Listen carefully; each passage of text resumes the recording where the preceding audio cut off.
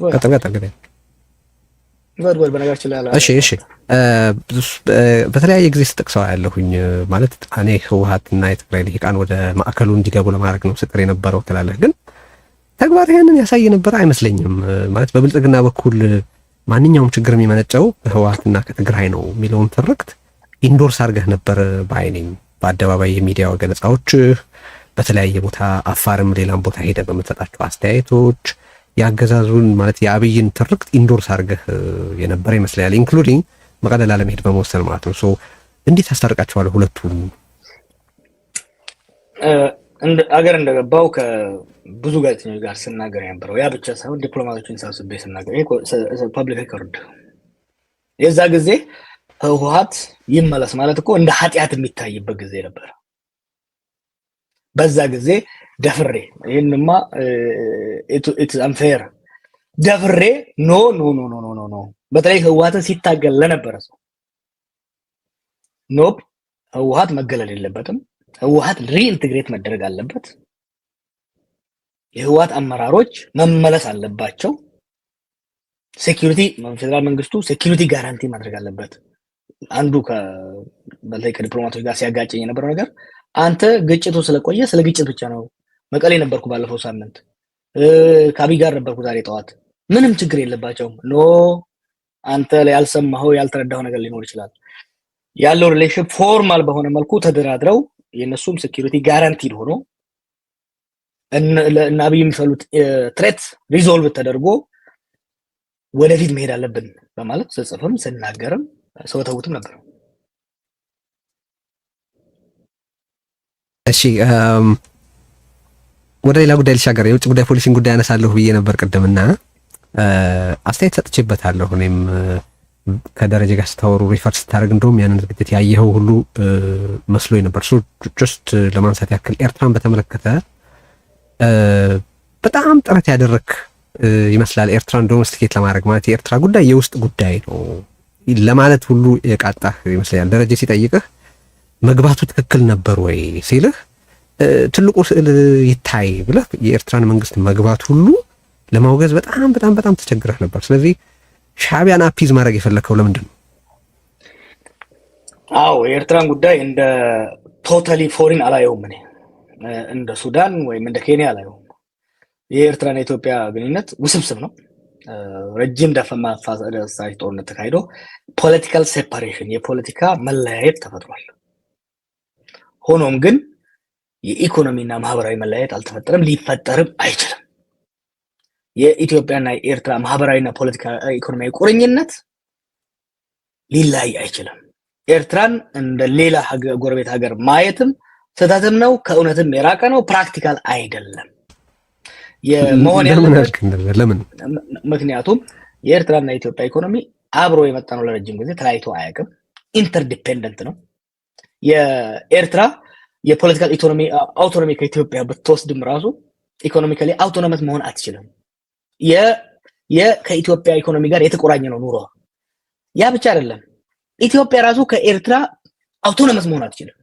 አሁን እኮ ይሄ የዛሬ 6 ዓመት ይሄን ስል ዲስሚስ ያደርጉ የነበሩና አብይ አሁን የባህር በር እንፈልጋለን ብለው በየቦታው ይዞራሉ። የባህር በር እንፈልጋለን አሉ እንጂ አሁን ያልከውን ሀሳብ መቀበላቸው እርግጠኛ አይደለሁም። እና ዋናው ነገር ምንድነው? የኢትዮጵያ ከኤርትራ ትጠቀማለች፣ ኤርትራም ከኢትዮጵያ ትጠቀማለች። ያ ብቻ አይደለም፣ የዚህ ሁለቱ ማህበረሰባዊ ቁርኝነት ቀላል አይደለም። የ2018 ላይ ቦርደሩ ሲከፈት የነበረው ነገር ዱ ዩ ሲ ዛት ካይንድ ኦፍ ስታፍ ኤኒዌር ኤልስ? ኖ ዩ ዶንት። ጃዋር የፈለገ ምክንያት ብትሰጥ ነው የምልህ፣ የአዲስ አበባው መንግስት የአስመራውን መንግስት ጋብዞ የራሱ ግዛት በሆነ ግዛት ውስጥ ያለን ህዝብ መጨፍጨፉን አለማውገዝ ማለት ኢዝ ኢት ፌር? ጃዋር ሉዓላዊ ነኝ ያለ ሉክ የተባበሩት መንግስታት ሉዓላዊ ነኝ ብሎ አውቆታል የሚባል ሌላ አገር የሆነ ሰራዊት ወደ ትግራይ በማዕከላዊ መንግስቱ ትብብርና ግብዣ ወደ ትግራይ ገብቶ ጭፍጨፋ መፈጸሙን ለምን ያን ያህል ለማውገዝ ተቸገረ? ማውገዝ ቀላል ነው። ሲምፕሊስቲክ አፕሮች ነው። ይሄ ጦርነት ነው መጀመሪያ ሞራሊ መልሰውና ወደ ሌሎች አናሊሲሶች እንሄዳለን። ኖ ጠየቅ ይኸውልህ፣ አንተ ጥያቄውን ትይዛለህ፣ መልስ እኔ ነኝ የሚይዘው። ዳስ ዘ ዌይ ዘ ጌም ወርክስ። ጠየቅ አይደለ? የኤርትራና የኢትዮጵያና የትግራይ ጦርነት ኖቬምበር 2020 አልጀመረም። ይሄ ጦርነት ከ2018 ራይት አዌይ ነው የጀመረው። ምን ነበረ ሲል የነበረው ትዝ ይልሃል? የስምምነቱ ገና ኢሳያስና አብይ አብረው ሲመጡ አይ ዋንትድ ቱ ሲ ደብረጽዮን ዜር ያን ነበር ሲል የነበረው።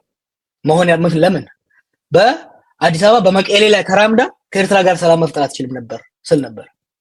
ምክንያቱም ጂኦግራፊካሊ፣ ሂስቶሪካሊ፣ ሶሻሊ ፊዚብል አይደለም። ሌላው ደግሞ በህወሓትና በሻዕቢያ መካከል ያለው ግጭት ዛሬ የጀመረ አይደለም። ለዚህ ነው የሁለቱ ሀገሮች ፖለቲካዊ፣ ማህበራዊ እና የሴኩሪቲ ቁርኝነት ሲምፕሊስቲክ አድርጎ በሉዓላዊነት በሌላ ማየት ሪያሊስቲክ አይደለም።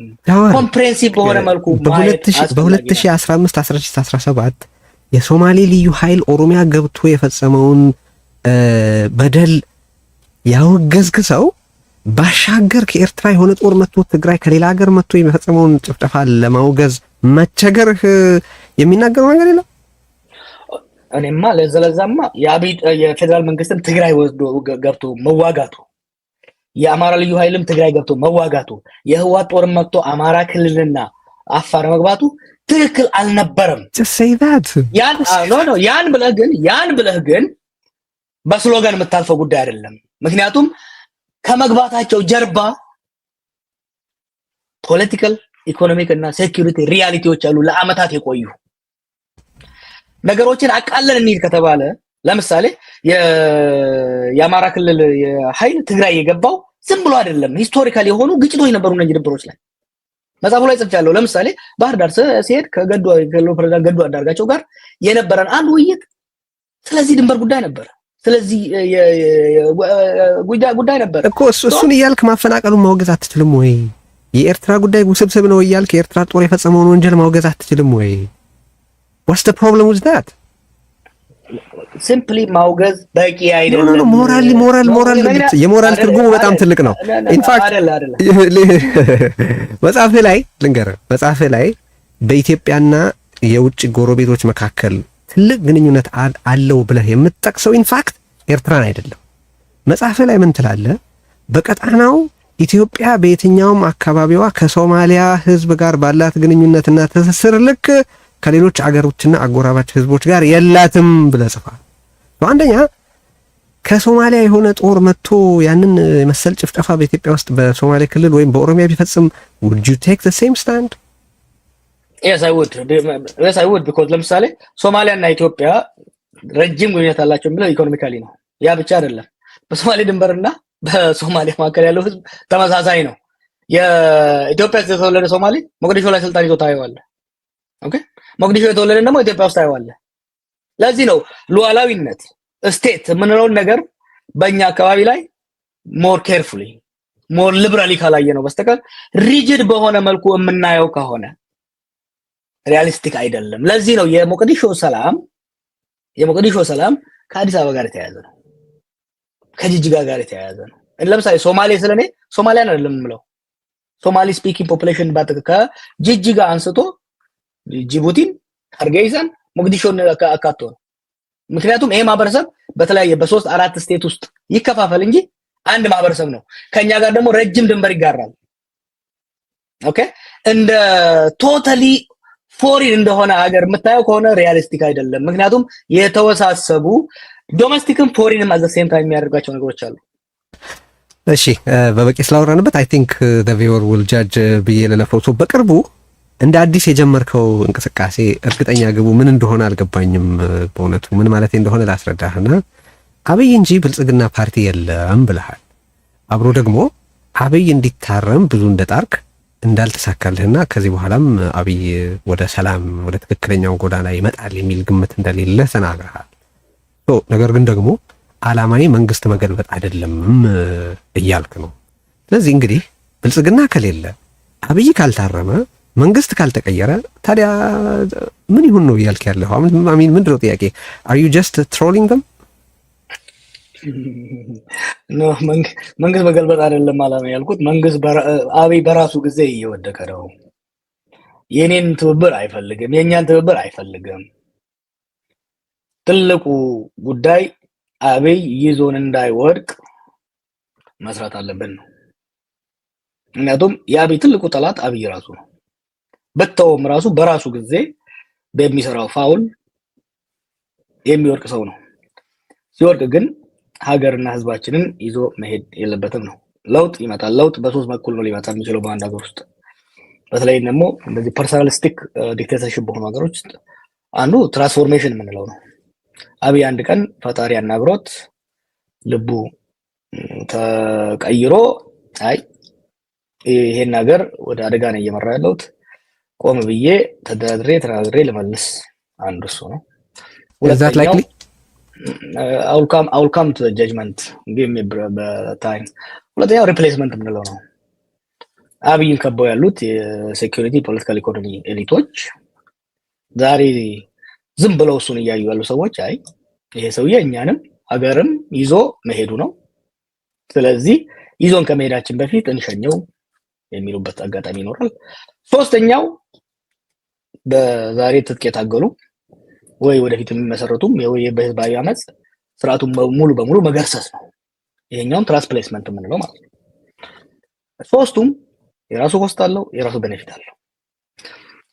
አብይ ወደንተ ጥያቄ ልምታው እስካሁን ከማውቀው አንስቶ የፈጣሪን አላውቅም።